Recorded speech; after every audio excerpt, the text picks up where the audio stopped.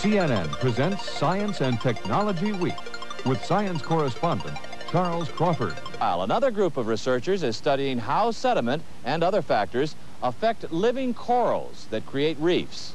CNN's Ed Garston reports. This is Aquarius, a permanent underwater habitat located near St. Croix in the Virgin Islands.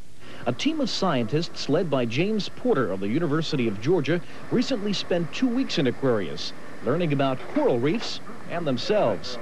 The scientists' primary study concerned the effects of sedimentation on the living coral which makes the reef.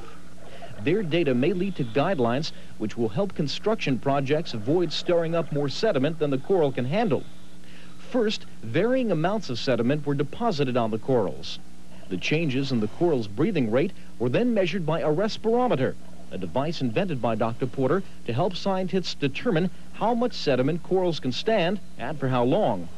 What we're developing is a simple index which allows, let's say, an on-site manager to measure the amount of sediment in the water and to determine whether that sediment is detrimental to the reef. The team also studied the effects of nitrogen and phosphorus on the coral reef with unexpected results. Nitrogen and phosphorus are typically considered nutrients, but corals are accustomed to a nutrient-poor environment. If you fertilize a coral reef, you don't get bigger corals. You get a sludge-type environment with lots of weedy algae that are not pretty to look at and which eventually destroy the structure of the reef itself. These results suggest that by careful monitoring of waste disposal and near-shore developments, people may be able to save a coral reef, which provides more than a pretty scene for tourists.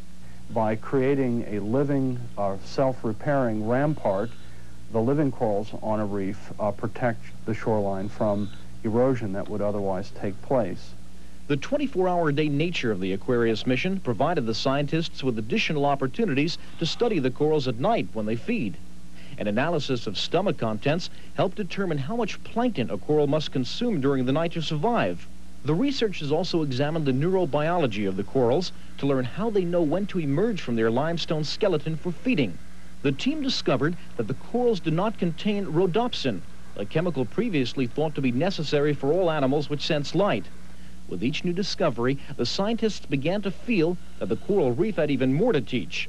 What we need to do as human beings to survive is to learn what the coral reef knows, and that is how to maintain a clean, natural environment that can be productive but does not require the destruction of all other organisms at the same time. The final study of the Aquarius mission turned the scientists themselves into objects of research. NASA psychologists analyzed the researchers' behavior and reactions during the mission to help predict how astronauts will deal with the cramped quarters and intense workload of the space station. The Georgia researchers hope the data from the Aquarius study will be used to improve the management of coastal areas that include coral reefs. We'll be back in a moment with a camp that makes learning about nature a family affair.